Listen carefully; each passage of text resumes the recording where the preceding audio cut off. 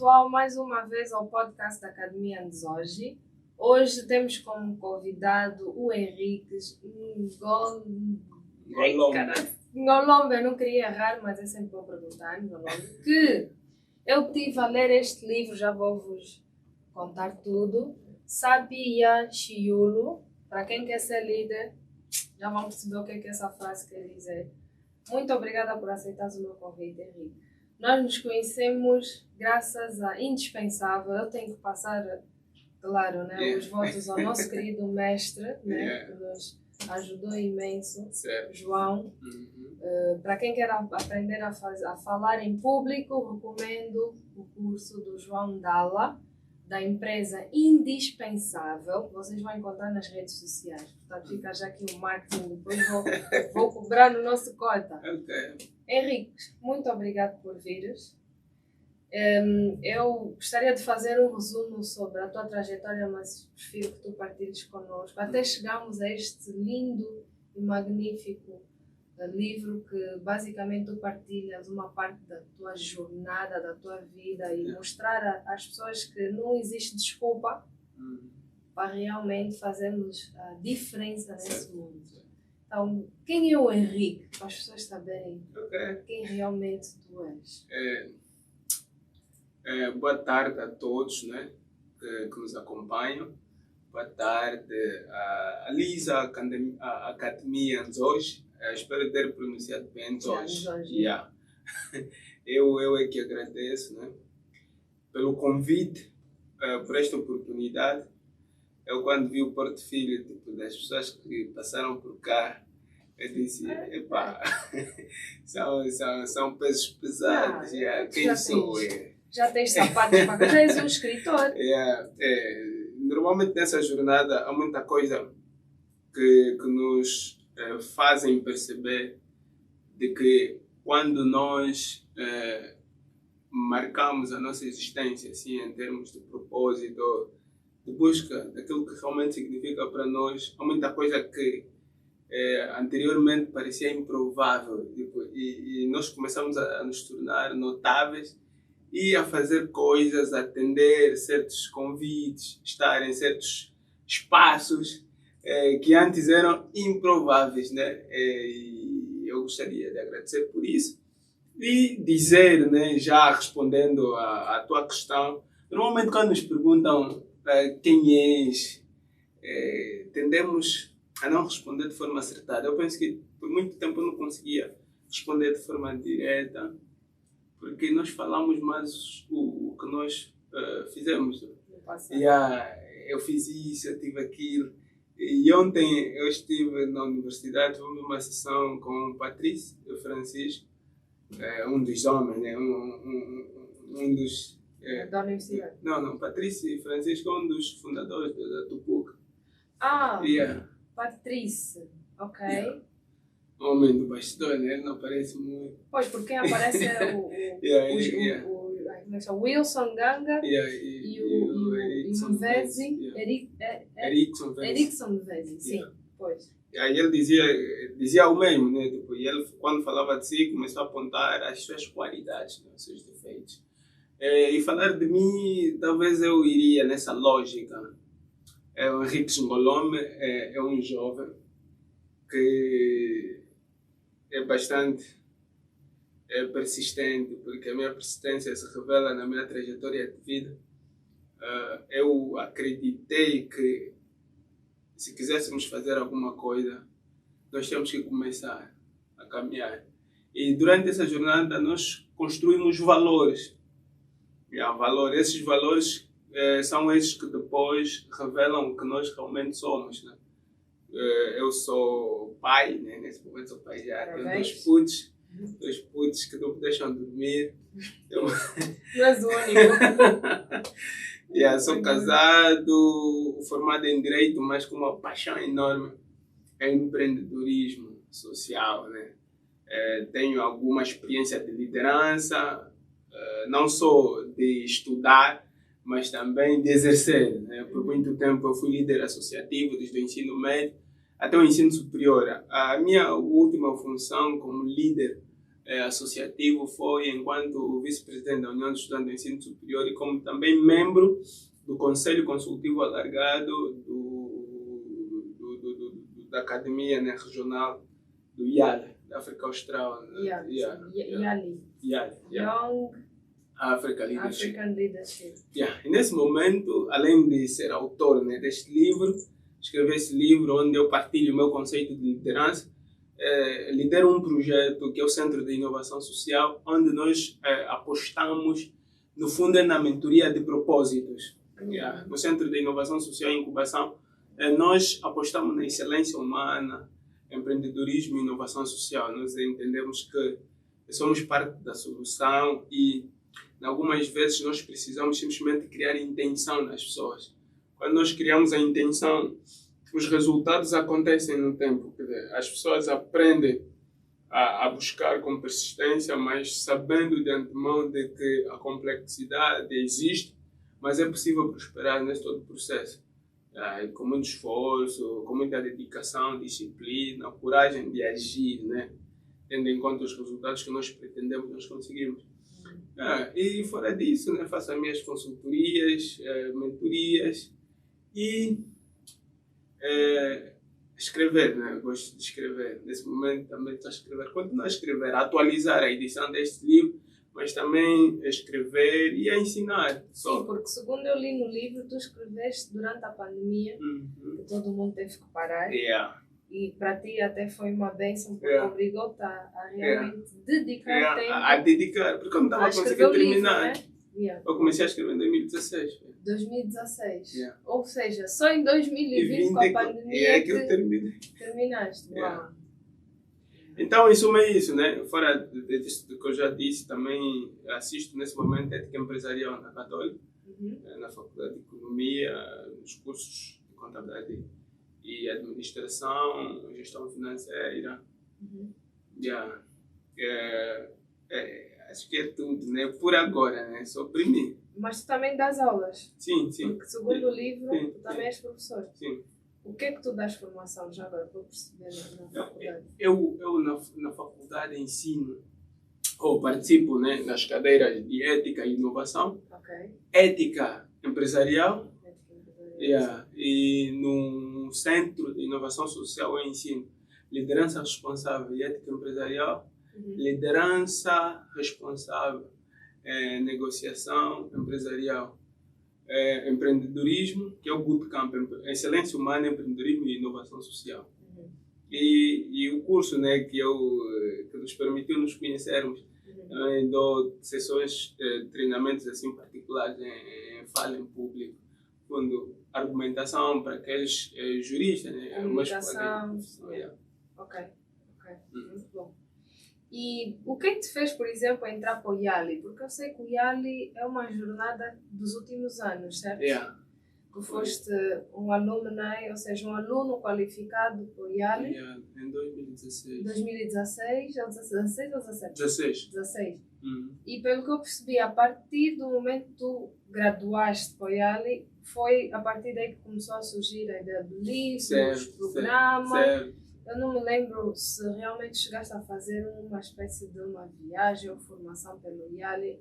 Eu segui pelas redes sociais e lembro que tu fizeste um programa com o YALI, certo? Sim, fiz. Fiz o programa de liderança cívica em Maputo.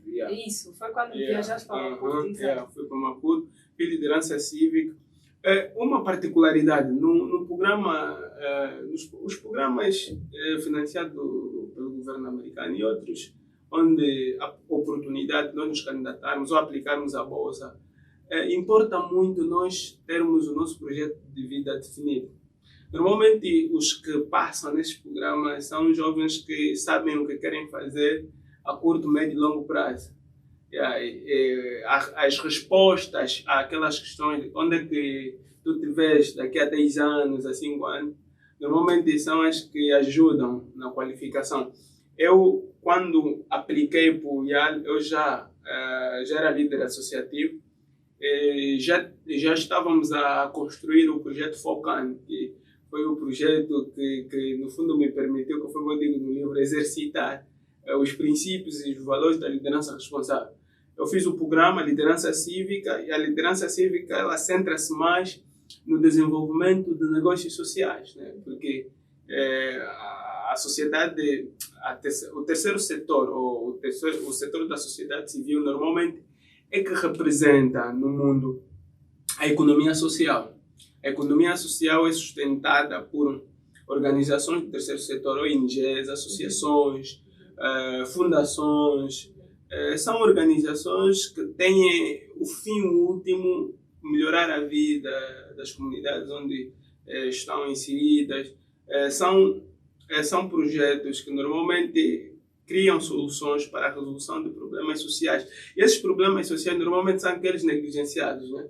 Sim. E que têm externalidades muito altas. E quando se resolve esse problema, o impacto social é sentido. E aí isso fez com que eu me engajasse mais nesse sentido. E comecei a empreender no ramo social. Comecei a empreender. Por exemplo, criamos o projeto Falcane. O projeto Falcane foi um projeto de empreendedorismo na educação, mas na vertente social, que nós criamos na Universidade Católica de Angola com o objetivo de desenvolver atividades que promovessem, né, a reflexão científica aplicada à resolução de problemas sociais. Era um espaço também de antecipação da experiência laboral na universidade. Quer dizer, nós, através de feiras de empregabilidade, feiras acadêmicas, debates, trabalhos acadêmicos, nós permitíamos que os estudantes começassem a se inserir ou então a desenvolver competências que mais tarde podia lhes facilitar a integração no mercado laboral. Tanto é que todos os mais, as nossas oficinas pedagógicas, durante esse contexto da feira acadêmica, nós treinamos mais de 467, se a memória não me falha, estudantes que passaram nas nossas oficinas, nos nossos programas. Durante 3 anos. Durante 3 anos. Yeah. O Falcane foi considerado como um dos exemplos mais acabados em Angola de empreendedorismo na educação pela Embaixada Americana. Eu me lembro que em 2018 nós fomos convidados no Jango Veleiro para partilhar a nossa experiência no Clube do Empreendedor. É resultado desse projeto, porque eu comecei a ganhar alguma coisa na universidade através desse projeto. Depois de 3 anos, vimos os resultados. Foi no âmbito desse projeto que nós lançamos, no contexto universitário, a primeira incubadora. Incubadora de startups. Mesmo startups? Criamos a primeira incubadora e vimos que o modelo de negócio daquela incubadora não era sustentável. No final, redefinimos esse projeto no Centro de Inovação Social e Incubação, que é hoje uma unidade orgânica da Universidade Católica, que eu lidero. Então, para startups. Mas de impacto social. Nesse momento, o nosso foco está definido em negócios de impacto social, empreendedorismo social. As nossas startups que nós acompanhamos, as nossas ideias de impacto, no fundo, porque nesse momento nós temos um projeto de acompanhamento numa fase de crescimento, que são ideias de impacto. Nós fizemos um show-off. Primeiro, realizamos um bootcamp de 3 meses, onde nós ensinamos excelência humana, empreendedorismo e inovação social. Sim. O nosso objetivo é despertar a intenção de impacto, não só para ser empreendedor, mas também para ser bom profissional. Sim. No final do programa, os que querem ser empreendedores apresentam um projeto, uma ideia de impacto. Os que não querem ser, apresentam um plano de desenvolvimento profissional e nós prestamos a mentoria. Nesse momento, nós temos 10 projetos, 10 ideias de impacto, com soluções transversais e são alguns desses projetos estão a concorrer no concurso Startup do ano. Da Total. E foram selecionados para essa primeira fase. Sim, então, é só para ver, foram 3 anos de experimentação de um projeto social. No final desses 3 anos, o que era só projeto, iniciativa dos estudantes, foi redefinido, enquadrado na universidade e hoje é uma unidade orgânica da universidade. Quer dizer, já não é mais um projeto do Henrique, do Venceslau, da Josiane, do Wilson Schmuck, do Job que começaram, mas agora é um projeto da universidade. Quer dizer, já é uma instituição que pode haver sucessão. Depois eu estou em frente da direção desse centro tem um plano estratégico, tem todo o processo de como é que nós podemos trabalhar e qualquer um pode futuramente, ou agora, ou amanhã, assumir isto. E o que acontece muito no ecossistema da startup, já temos, por exemplo, casos de sucesso em termos de alguma das ideias incubadas dos empreendedores, não daqueles que decidiram ser profissionais, mas dos empreendedores que conseguiram criar o projeto.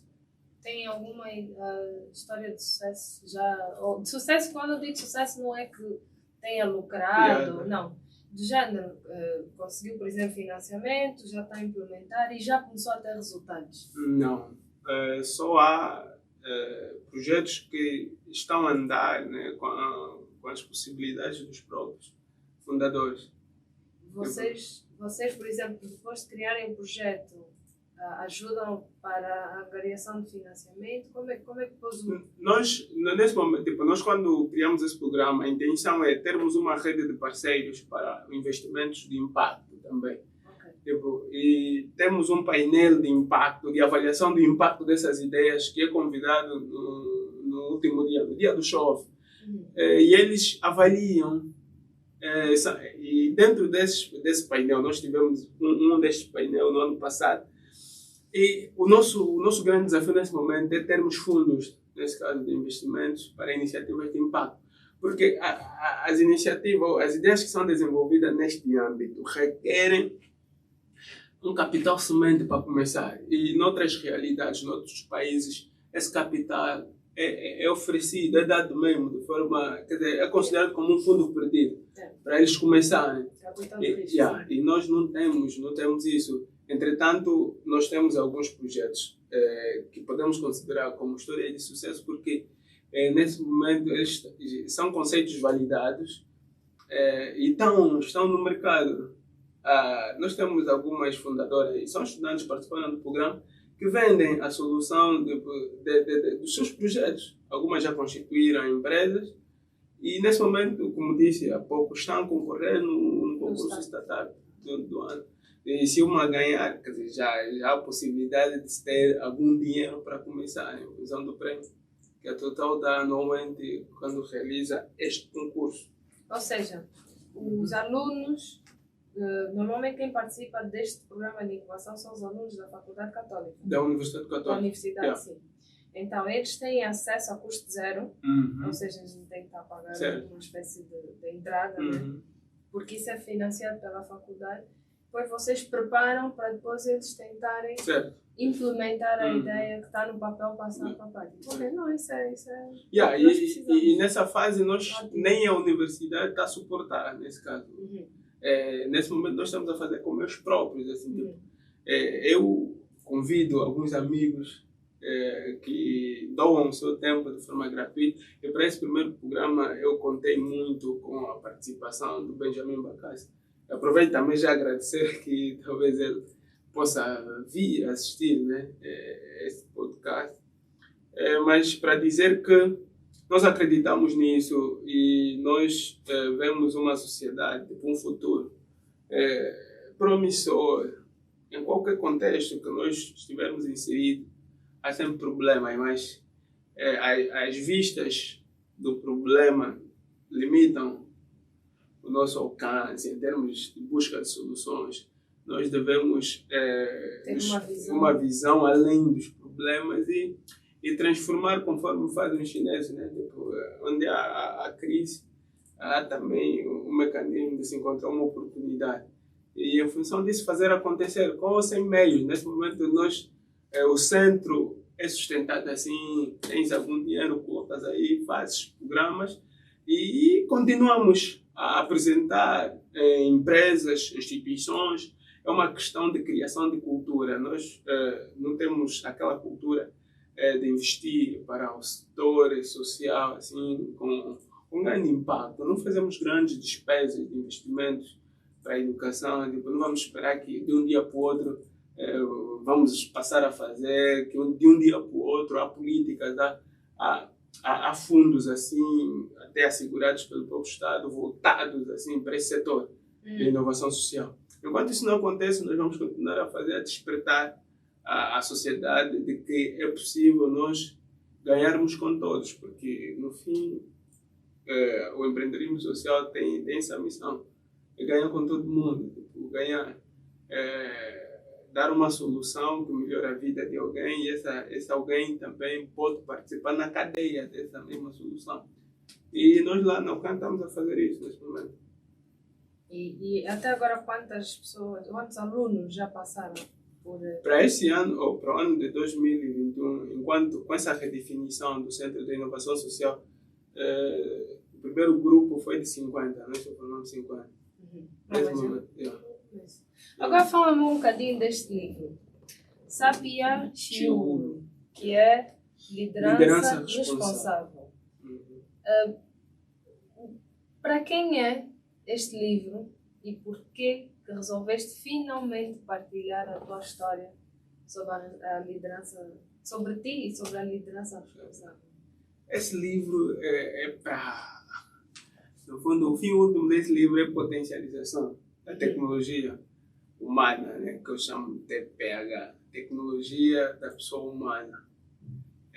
Eu escrevi este livro no sentido de partilhar com o mundo, né, as soluções dos problemas do mundo, que normalmente nós procuramos fora de nós. Normalmente nós tendemos mais a buscar soluções em função do que do que já existe, e não tanto em função daquilo que nós temos, né, para acrescentar valor naquilo que já existe. Porque a abundância do mundo, o potencial do mundo se reflete nisso. Se reflete em acrescentarmos, né, com o que nós somos, e é por isso que nós existimos. Deus fez o homem conforme a sua imagem e semelhança. É para dominar, sujeitar, administrar. Ninguém coloca alguém a administrar um bem e esperar que este bem permaneça no mesmo estado. Se Deus nos colocou para administrarmos esse mundo, é porque Ele, no seu poder, na sua glória, confiou uma tarefa extremamente poderosa ao homem. E é claro, né? E por ser mesmo tão poderosa essa tarefa, esse poder que Deus deu ao homem, nós nos esquecemos disso, nós nos esquecemos de que somos a solução dos problemas que nós vemos no mundo. E este livro vem nesse sentido, vem no sentido de dizer, olha, para de procurar o que está dentro de si fora e encontre as respostas. Encontre a chave que você tem e comece a abrir, comece a abrir a criatividade, comece a abrir a comunicação, quer dizer, comece a abrir todos os valores que te fazem ser uma pessoa na sociedade, e esses valores converta esses valores em soluções concretas, em habilidades. Então o livro Sapia Chiuru, Liderança Responsável, no fundo está a dizer, olha, está aqui uma das chaves, mas essa chave significa sabedoria e prudência. Para quê? Para transformar o mundo ao seu redor, para resolver problemas.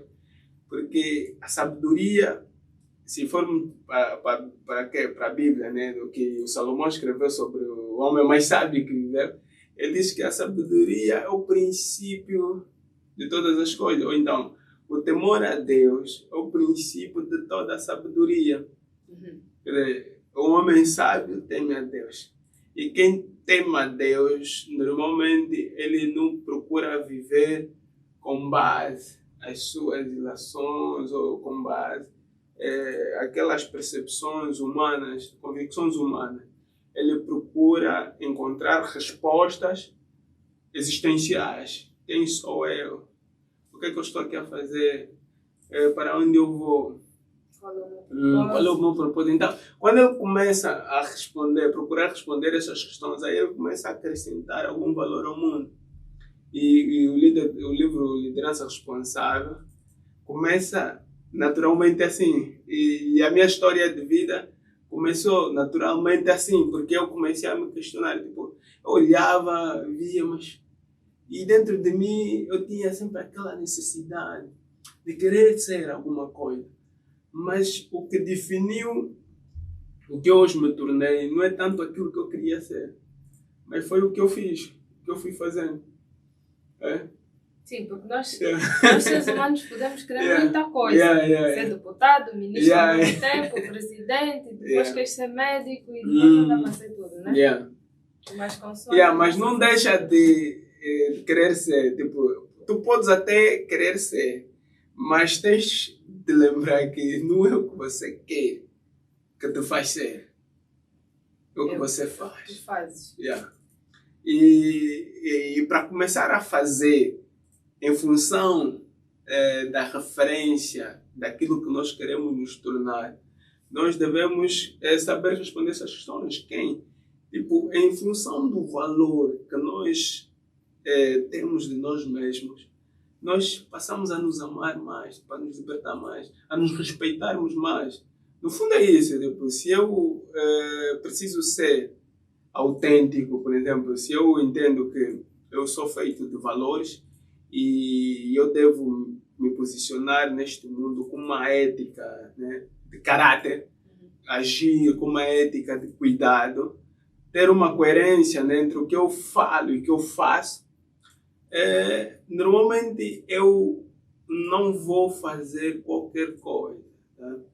Eu não vou me distrair com as redes sociais, eu não vou me distrair com aquilo que só polui a minha mente e não me torna produtivo. Então, respondendo isso, assim, através do livro, o que eu digo, pá? Você não nasceu para ser o que já é. Você nasceu para ser o que você é. Então, primeiro, procure encontrar a tua identidade. A tua identidade é o caráter que revela quem você é de fato. Isso é valor, isso é qualidade. Quando nós começamos a agir, né, com ética de caráter, nós sabemos para onde vamos. E quando nós sabemos para onde vamos, nem qualquer caminho serve. Nós podemos esquivar, nós podemos desviar, nós podemos cair, né? Nós podemos tomar um atalho, mas é mais fácil voltar para o caminho quando você já sabe para o caminho certo. Tá? Então, sem sabedoria não é possível chegar a isso.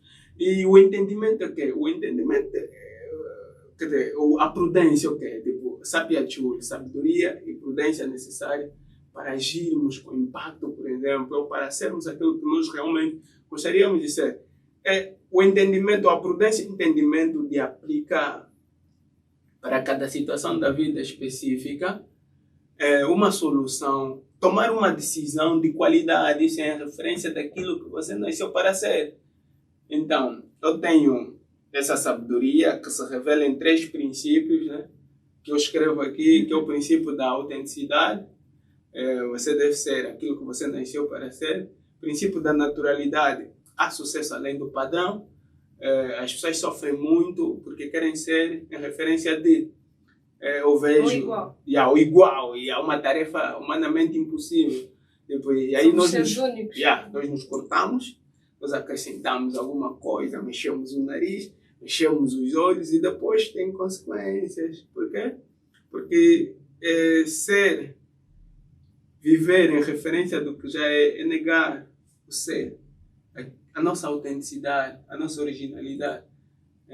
É negar, no fundo, a missão de acrescentar algo novo ao mundo, porque todos nós fomos feitos para isso. E depois vem a visão estratégica. Normalmente uma pessoa sábia, prudente, sabe para onde vai. A curto, médio e longo prazo. Ele sabe quais são as ações que ele deve tomar diariamente para ir, para chegar onde ele pretende ir.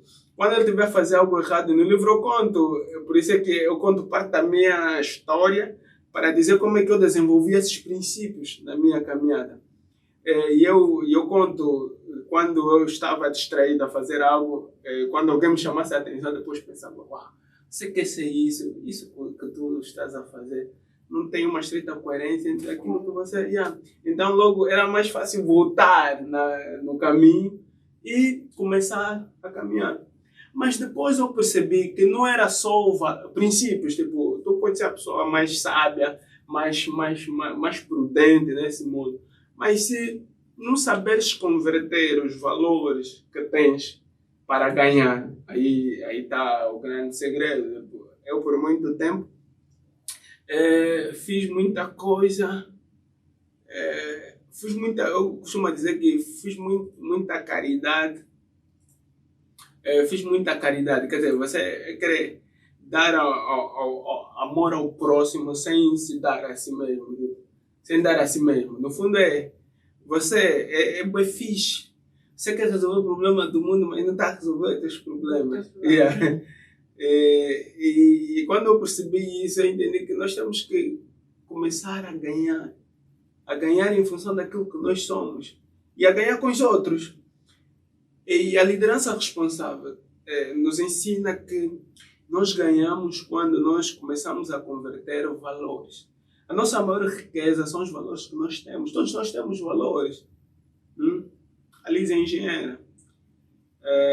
A engenharia que estudou é um valor.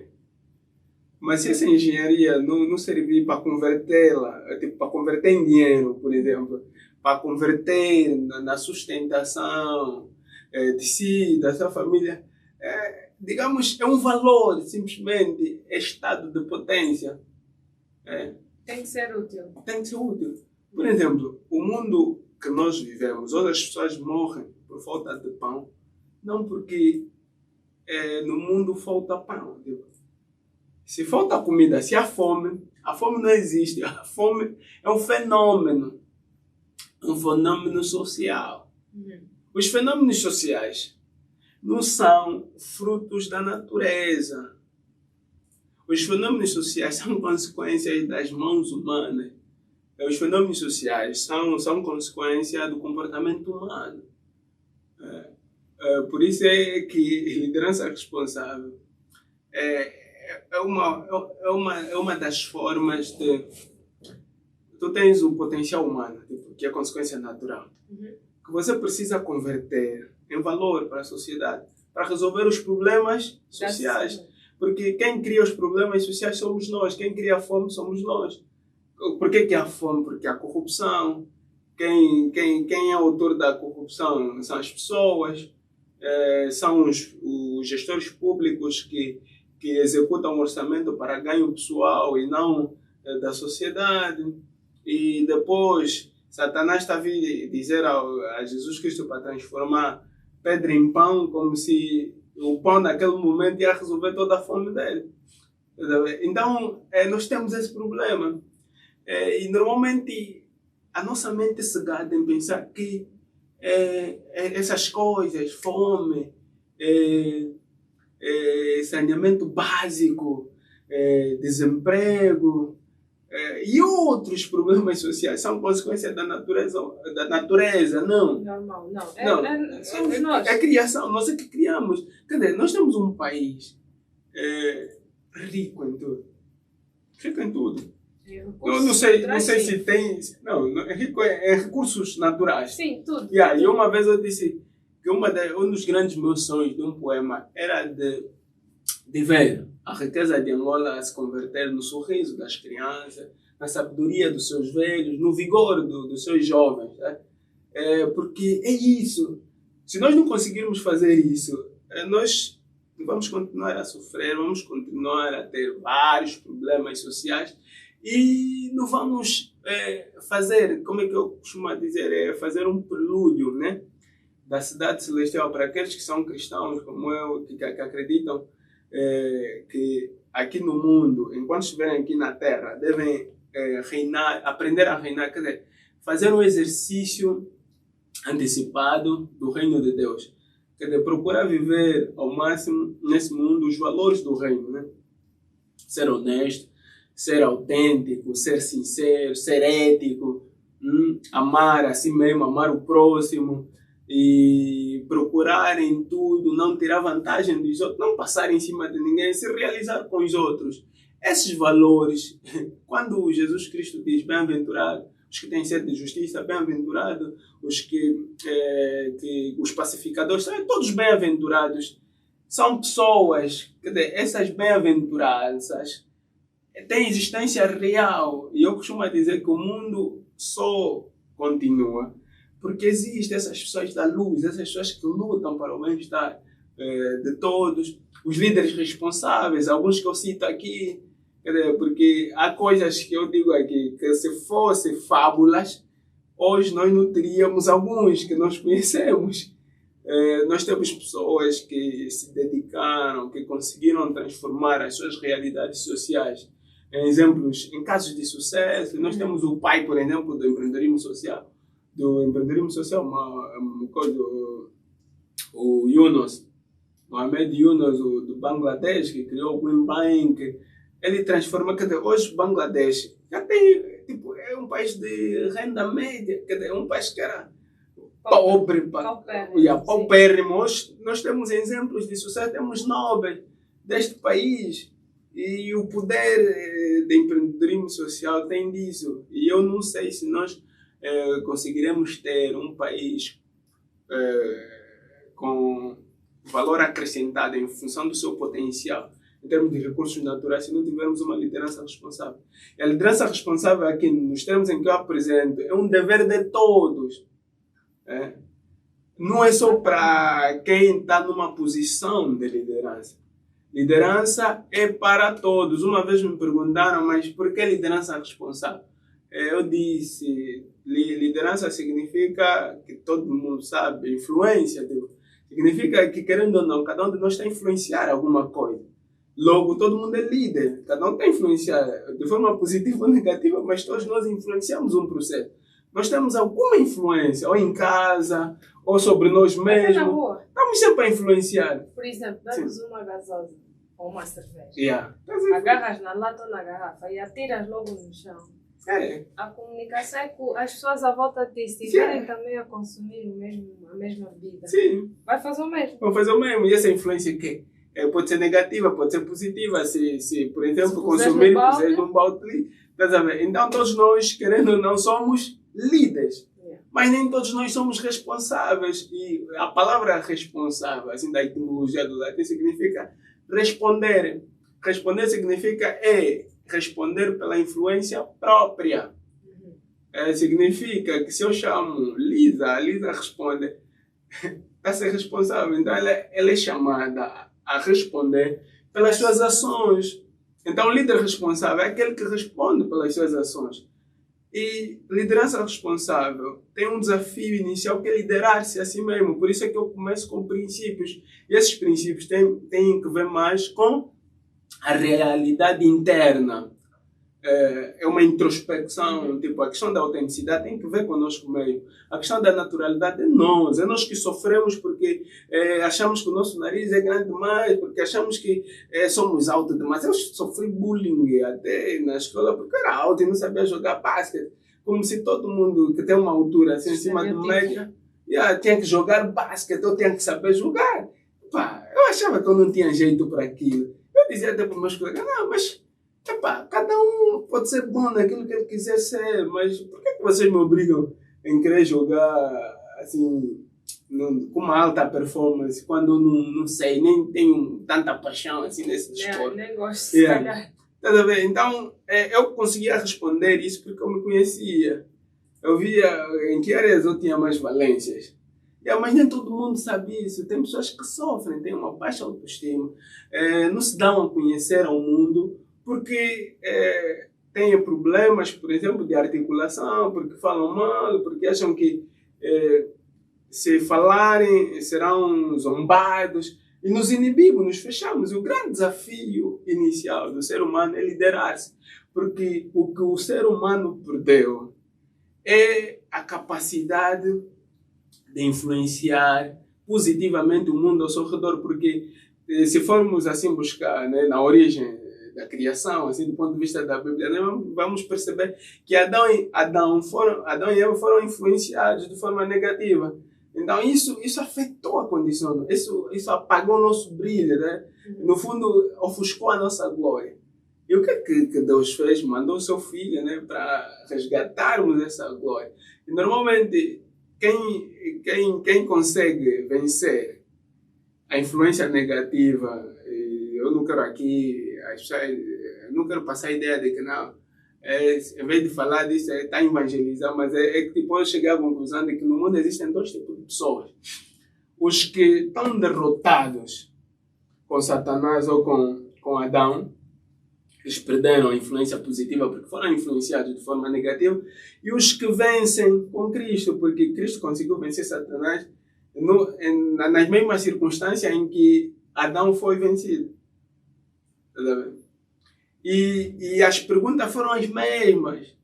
Jesus Cristo foi questionado sobre a sua identidade.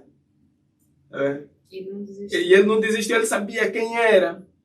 Não, se tu és filho de Deus, transforma. Quer dizer, se tens fome, transforma as pedras em pão. Mas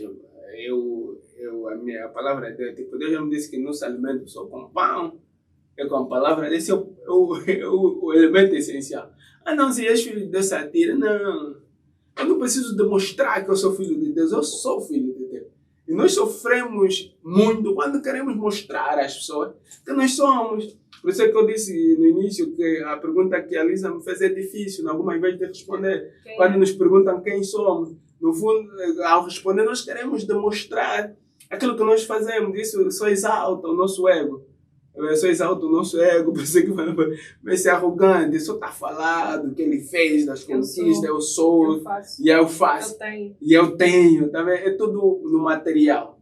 Quer dizer, nada é intra, nada é... Eu luto para ser autêntico, eu luto para ser natural, eu procuro viver com uma visão inspiradora que sustente as minhas ações de modo a não me perder. Quer dizer, nós não falamos dos nossos defeitos, das nossas qualidades para melhorar.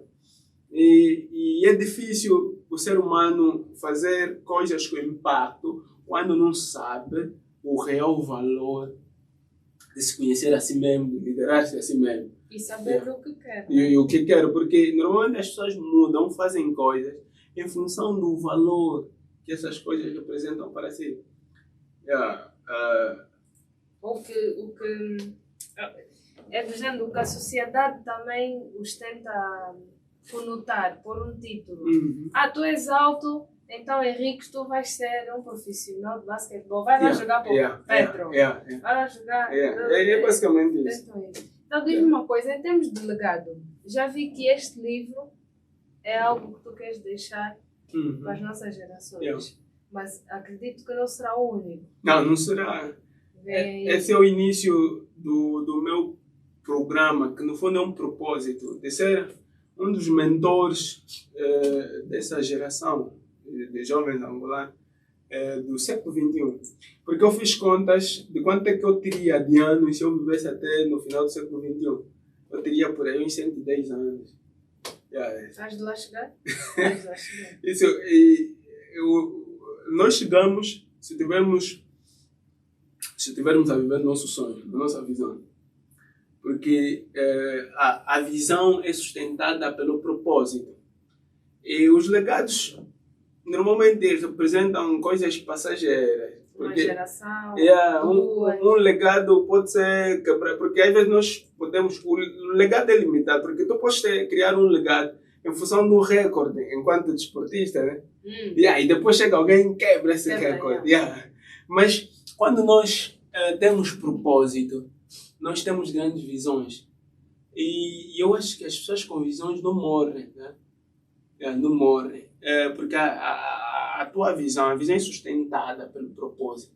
E quando nós passamos, né, deixamos de existir nessa vida, vai aparecer alguém que vai dar a continuidade da visão. Porque o propósito que nos leva a criar uma determinada visão alimenta essa visão também. Por exemplo, aqui é uma visão partilhada. E a minha visão aqui é potencializar a maior tecnologia que existe nesse mundo, que é o ser humano. E potencializar através de quê? Através dos princípios que o ser humano deve desenvolver. O ser humano, se for autêntico, se for natural, se for visão, se tiver uma visão estratégica que antecipa o futuro de forma criativa, responsável, ele vive muito, ele vive com impacto E as pessoas, tem pessoas que não morrem porque têm sonhos. Deus protege mesmo. Eu percebi que quando nós agimos, viver, revelando a nossa glória, porque a nossa glória é viver na essência que fomos feitos para ser. Tipo, eu revelo a minha glória quando escrevo esse livro. Aqui está a minha glória. Eu revelei uma das capacidades que Deus me deu. Um dom, um talento. E eu transformei isso num resultado. Deus é glorificado através desse livro. Sim, faz uma menção variada. E as pessoas vejam, eu tive um momento no domingo, na minha igreja, por exemplo, não precisa ser pastor para partilhar. Quer dizer, qualquer um, desde que esteja em plena comunhão, pode partilhar.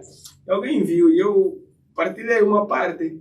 E alguém que leu o meu livro disse, meu ex-pastor disse, não, só partilhei. Disse, uau, agora eu entendo a visão do livro. Valeu. Assim nesse sentido, porque várias vezes Deus já me protegeu. Enquanto esse livro não chegasse ao mundo, várias vezes eu senti que Deus estava me protegendo. Deus estava me protegendo para quê? E a minha pergunta, eu já me perguntei assim, mas por quê? Eu até podia, não estou a conseguir viver. Tens uma missão. Então, quando tu tens uma missão, quando tens um propósito, a natureza em si vai torcer em seu favor. Porque quando nós agimos mal, vivemos sobre aquela regra, a regra da sementeira ceifa. Quando eu costumo dizer que quem faz mal, Deus não precisa lhe castigar por esse mal, porque para isso Deus já determinou a consequência lógica. O que você semeia é o que você vai colher. Quando tu fazes mal, tu vais colher simplesmente o mal que você semeou. E a própria natureza vai se encarregar de te pagar isso. Mas quando tu te orientas para o bem, além da natureza, assim, de forma, numa consequência lógica, agir em seu favor, Deus premia, Deus faz coisas assim que talvez não estavam, mas Ele se alegra por existir, por seres uma luz no mundo, e Ele vai continuar a te sustentar, porque a diferença vai ser que tu tens algo a mais, além de fazeres o bem, porque o bem qualquer um pode fazer, né? Independentemente de ser cristão ou não, ou de acreditar num Deus ou não. Mas quando tu fazes bem e tens Deus, ainda tens a presença de Deus, tu mobilizas o comportamento de Deus em teu favor. E isso eu acho que é inspirador, é transformador. E se todos nós lutarmos para revelarmos a nossa autenticidade, a nossa naturalidade, a nossa visão estratégica, nós saberemos converter todos os valores disponíveis que existem nesse mundo para a realização humana num valor acrescentado, não só para as gerações do presente, mas também para as gerações futuras. É isso que nós precisamos fazer. E devemos procurar participar nisso de todas as maneiras possíveis. A Lisa, nesse momento, o que estamos a fazer aqui é uma forma de contribuir para isso, é um valor acrescentado à sociedade. É uma iniciativa de impacto. E quanto mais nós falarmos disso, quanto mais nós partilharmos isso, o mundo, a natureza, Deus vai agir em nosso favor. E as coisas acontecem. Concordo, porque nós como seres humanos, quando há um problema, se nós não trazermos a consciência, se não estiver presente aqui na nossa mente, o problema não se vai embora por si só. Primeiro temos que tomar consciência, ok, nós temos esse problema, nós não temos uma liderança responsável nos nossos jovens a pensar no todo, na unidade. Então tem que se discutir mais, tem que se conversar mais. Tem que se tornar cultura. Tem que ficar na nossa mente constante para que realmente façamos a mudança. É exatamente isso, concordo. Olha, o nosso tempo nunca chega. A conversa sempre demora, eu digo que temos que começar a fazer podcasts de 2 horas. Porque nunca chega. Mas olha, eu tenho uma última pergunta, que se chama As 3 Verdades, que eu faço a todos os meus convidados, inclusive no podcast que eu te mandei os links. Basicamente imagina, Henriques, que tu estás no último dia da tua vida, que estás prestes a passar para o outro lado, a tua família está à volta de ti, tu estás na cama, e alguém entrega-te. Antes disso, tudo o que tu escreveste, tudo o que tu partilhaste, todas as conversas, todos os programas, tudo é apagado, todos os registros. Yeah. Alguém entrega-te um pedaço de papel, uma caneta e pede para escrever 3 verdades, como se fosse uma mensagem para passar para as outras gerações vindouras. O que é que seriam 3 verdades que tu gostarias de partilhar? A primeira verdade seria: viva com autonomia, mas dependente de Deus. Essa é a primeira verdade, porque eu aprendi que se eu não fosse autônomo em buscar a melhor referência, a melhor versão de mim mesmo, eu não ia conseguir chegar onde eu cheguei. E nessa busca, a força na qual eu depositei confiança, na qual eu dependi, na qual eu me senti limitado a não fazer tudo que eu queria, mas a fazer aquilo que era de mais valia para a minha vida e para a vida das pessoas ao meu redor, é essa coisa, viver com autonomia. Porque viver com autonomia nós ceifamos a semente da própria vida. E isso, essa é a primeira lição, essa seria a primeira verdade. É a que me sustenta até aqui. A segunda verdade, e foi muito recente, nós devemos nos exercitar na disciplina. Nós devemos ser disciplinados. Se queremos vencer sobre tudo e sobre todas as coisas, nós precisamos ser disciplinados. Porque tudo o que nós conseguimos nesta vida, se não for pautado por limites, e esses limites são traduzidos pela disciplina diária. Porque uma vez eu saí para correr e de repente parei, eu disse, uau. Comecei a refletir na lei da gravidade. Eu disse, todos que já tentaram desafiar a lei da gravidade caem. Caem por quê? Porque há limites. O ser humano foi feito para viver na terra, no chão, vamos dizer assim, na terra, e porque na terra há limites, Deus colocou limites. Se nós quisermos viver sem limites, normalmente nós desaparecemos. Podemos até ter uma existência, mas a nossa existência não será sentida. Porque quem vive na disciplina, ele vive no império dos limites, sem excesso, equilíbrio, sabedoria, prudência. E são essas disciplinas que normalmente nos transformam e fazem com que a nossa vida tenha um impacto. A terceira verdade, essa me doeu quando eu descobri: não cria expectativas de ninguém. É isso. Não cria expectativas, até da esposa. Confie no ser humano, confie nas pessoas. Eu confio no potencial, na bondade das pessoas. Eu confio até as últimas consequências, mas não cria expectativas nem dos amigos e nem de Deus. Nós devemos criar expectativas. Não? Não.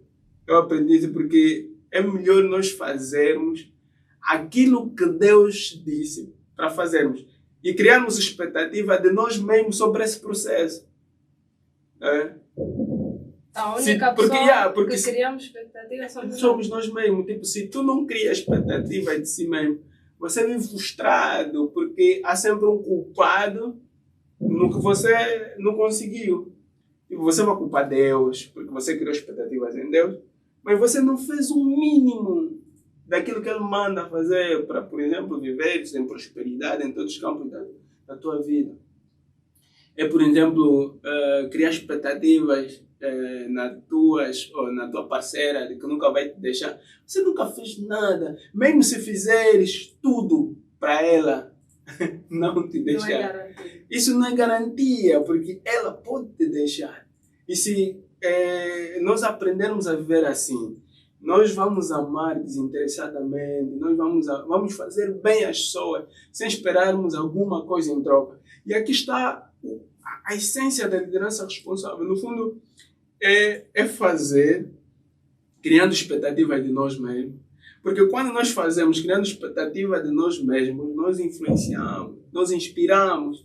As pessoas querem ser como nós, as pessoas querem seguir, as pessoas querem no fundo, por exemplo, se parecer. Elas não querem ser igual a nós. Porque nós não criamos expectativa sobre isso. E nós, quando falhamos, não nos condenamos, não fazemos justiça própria. Nós sabemos que faz parte do processo. Não conseguimos paz.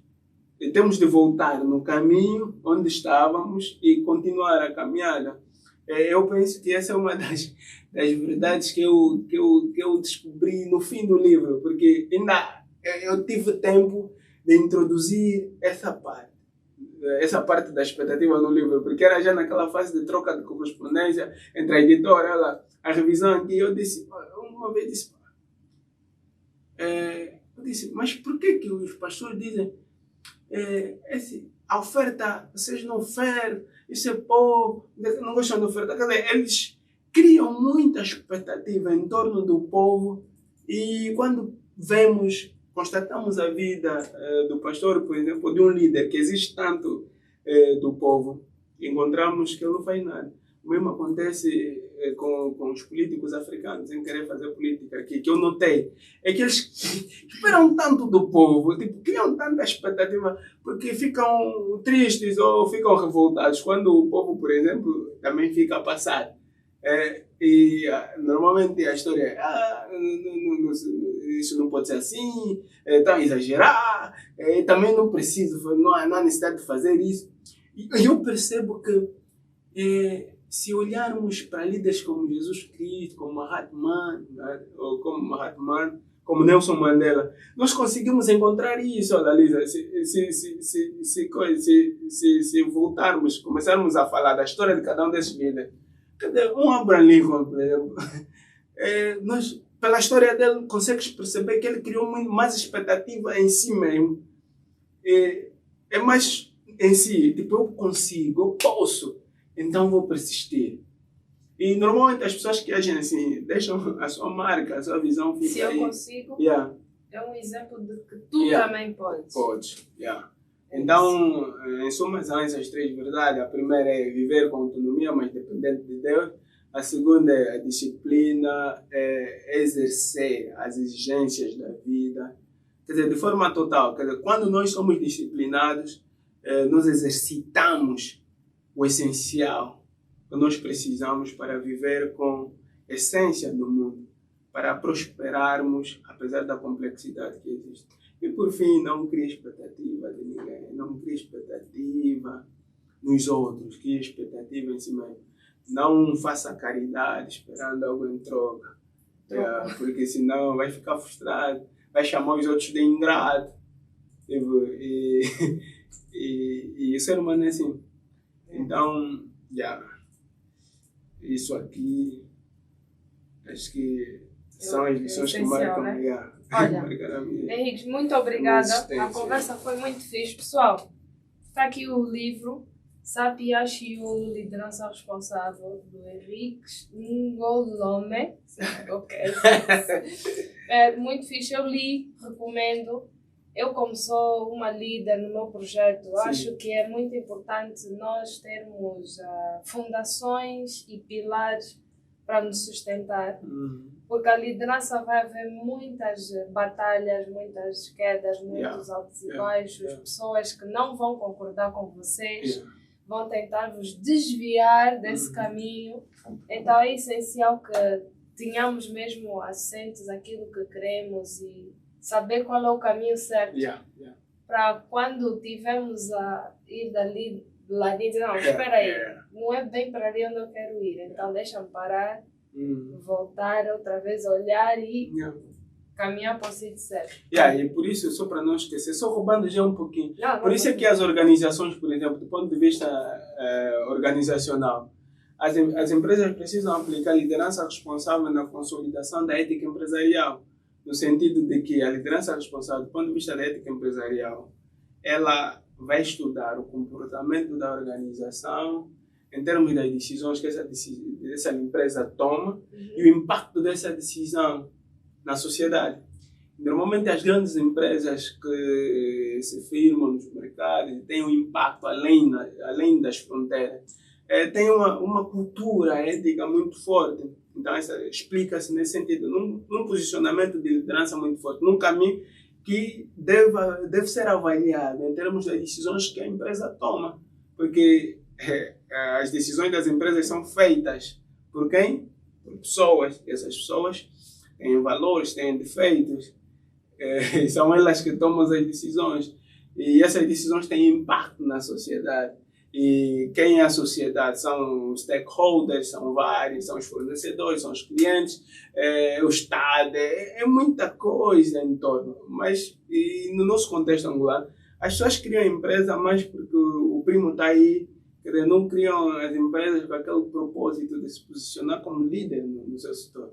Então, isso também é uma questão muito pertinente, não só para as pessoas, enquanto Henrique, enquanto a Lisa, não, mas também enquanto organização, enquanto Academia hoje, o porquê da Academia hoje é que vai nos fazer permanecer no caminho. E sempre que tivermos assim alguma situação, vai-se fazer essa avaliação tipo, do comportamento que foi definido quando se criou a Academia hoje, os valores, as missões, como é que a academia está a se comportar, as decisões, qual é o impacto do que nós já fizemos, do que nós já lançamos para o mercado, qual é o impacto disso na sociedade. Eu penso que isso é essencial e essa chega que eu queria deixar antes de terminar. Não, e importante. É importante porque só assim é que vamos construir uma Angola melhor. Que é o que a gente quer no final de tudo. É isso. É isso. Então, olha, muito obrigado pessoal por assistirem a mais um episódio do podcast.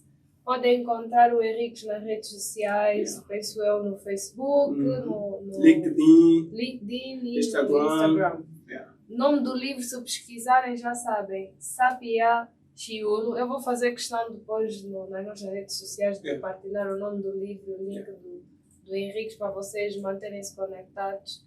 E já sabem, se tiverem uma ideia e querem pôr o projeto em prática, vão à Universidade Católica, onde tem o programa de incubação.